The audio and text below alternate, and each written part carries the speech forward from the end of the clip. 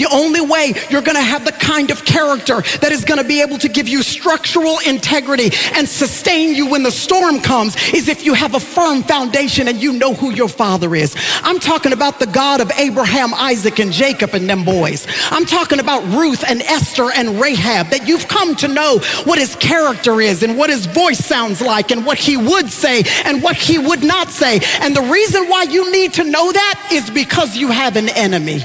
Listen to me. The enemy does not come to you with a red jumpsuit and a pitchfork on and say, hey, it's me.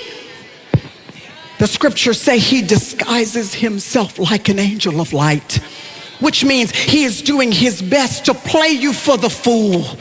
He's doing his best to look and sound as close to the truth of God, his voice to sound as close as possible to what it is that God's might sound like, so that he can confuse you. And if you have not taken time to get to know your Father, then you will be easily deceived.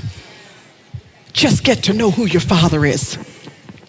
When babies are small, you might go to a pediatrician, and I remember being told that I needed to be careful about my habit of taking my children when they weren't yet walking and just bouncing them playfully on their legs. I remember my pediatrician saying to me, be careful about that, because oftentimes if you put too much weight on their legs too soon, because their bones are still malleable and their spine is really still forming, that if you put too much weight on them too soon, there can be just a slight distortion that you cannot see when they're little, but when they get older, there'll be a slight out of alignment in their hips. There'll be a slight distortion, a slight limp when they walk that you could not see when they were little.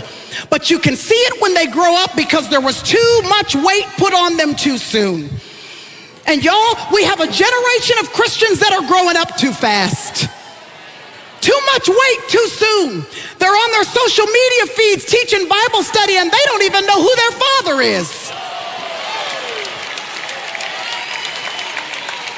And you can't see the distortion in childhood.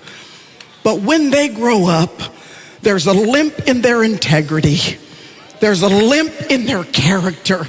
There's a skew in their thinking and their perspective and in their vision of what it is that the Bible is actually saying. And the reason why is because they aborted the process of just being a baby and getting to know who their father is.